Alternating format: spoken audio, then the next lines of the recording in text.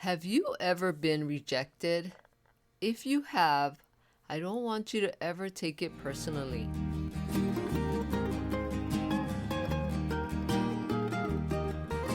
Aloha and mahalo for joining me. I'm Janet, and welcome to the Call to Create podcast.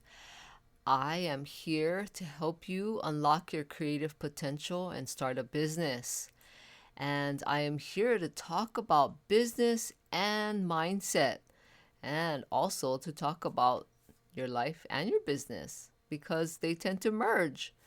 And when it comes to business and life, because they merge so much, you will get rejected. Now, rejection, never take it personally. I want to talk about that because I know that it's easier said than done, and it can be super painful and debilitating. And trust me, I know because I've had experiences in my life, especially as a teenager, if you know what I mean. I think being a teenager is like some of the worst periods of life because you're changing, your brain is changing, your body's changing, your emotions change every day, every minute sometimes.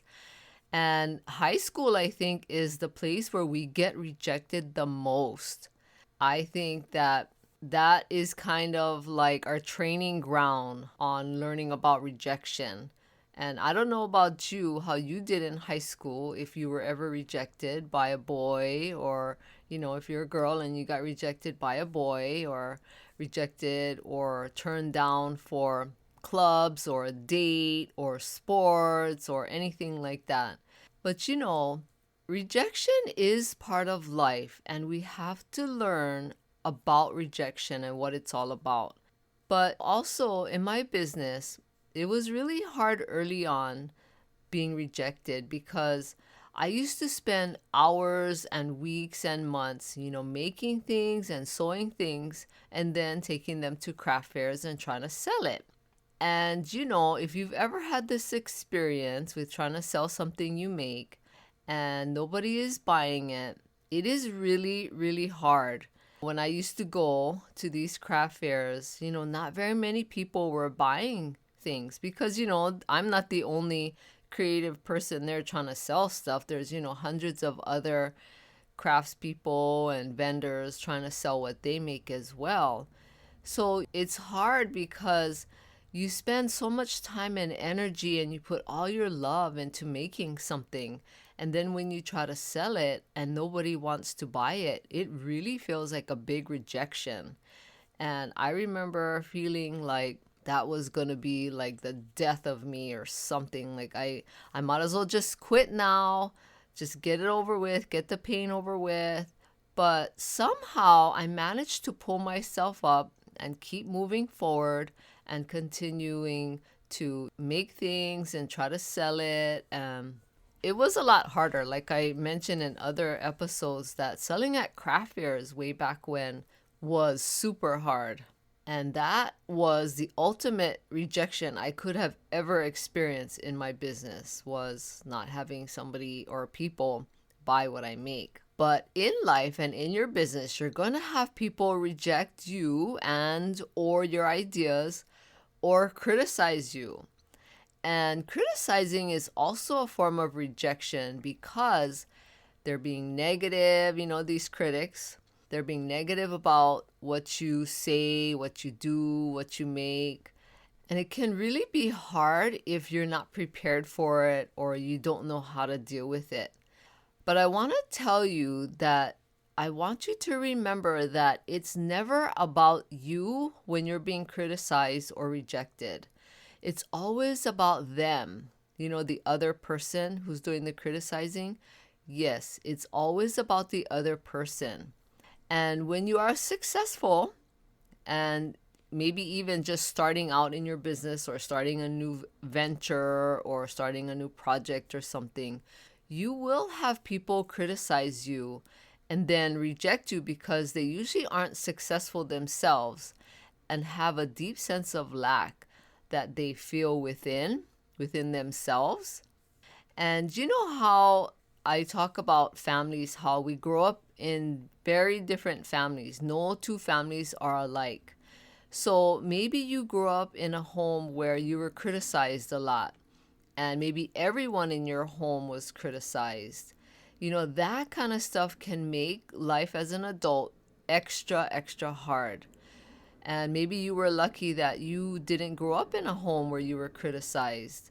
But in as an adult, maybe it's still hard for you to be criticized because, it's not something you've experienced. So either way, being criticized and rejected is going to be hard.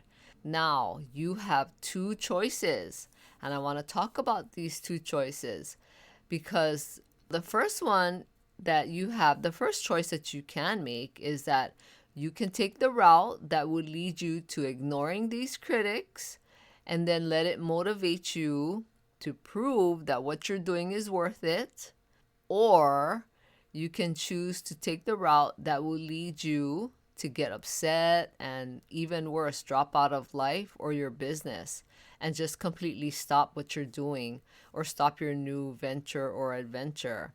And I hope that you don't choose the latter. I really hope you choose to ignore these critics. But decide now what you're going to do. Which one are you going to choose? Because even in our life, we are going to be criticized by someone. And somebody is going to reject us or reject our ideas. And you have to be able to be prepared ahead of time. Now, you are different. I want you to know that. You are different because you're creative. And creative people like you are different. And I know that because I've worked and taught a lot of creative people for 30 years. And being different comes with its own rewards. So I want you to remember that. You are different and it's worth it because it comes with rewards like having success in your business, having a more fulfilling life, and more. There's more success that you can have that you can't even dream of or imagine. Because I always talk about including God in your life and your business. And, He has things that He wants to bless you with. He wants you to have success. And there is no way we can comprehend the success and blessings we can receive from God. So I want you to remember that because rejection can be debilitating. I know, and I know, and I know. Now, what can you do to motivate yourself when you've been rejected or heavily criticized and or both? What can you do to motivate yourself to move on? And here are some suggestions I have for you. And the first suggestion I have would be to remember that you were created by God.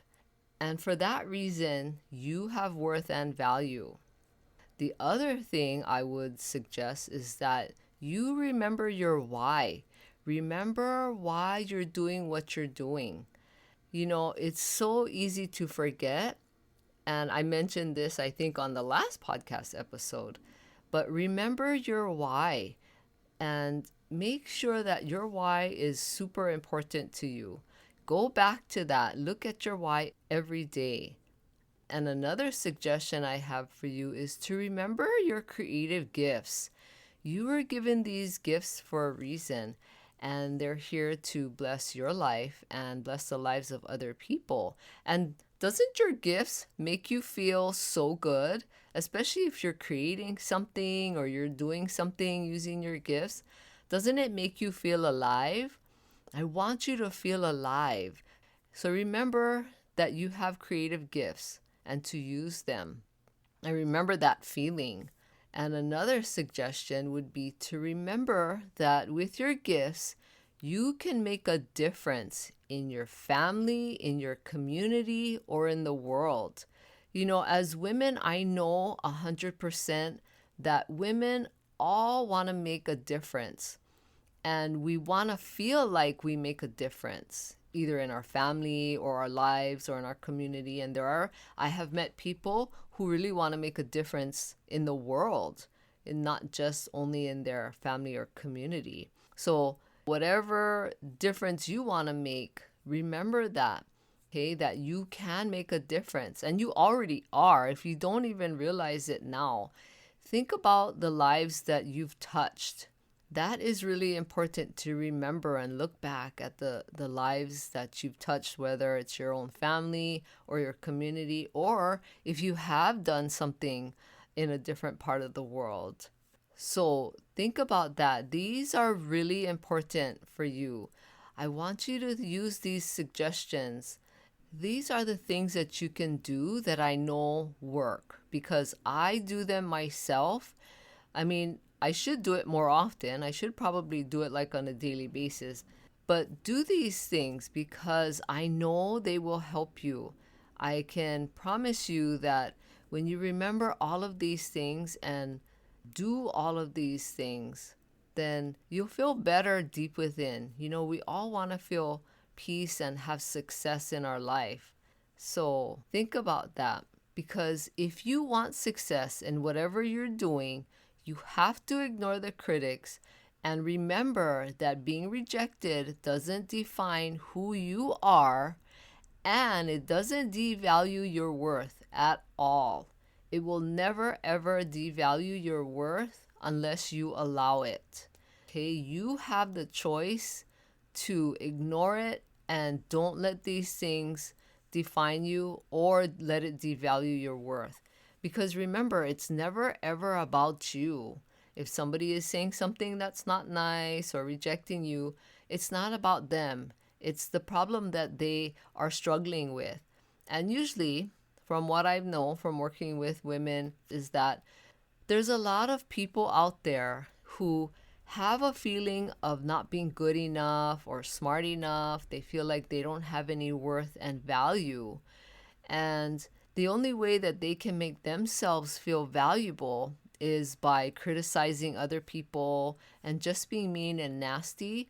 It's really a strange situation where when people do things like that, they honestly feel that it makes them feel better by treating other people mean and nasty and being critical.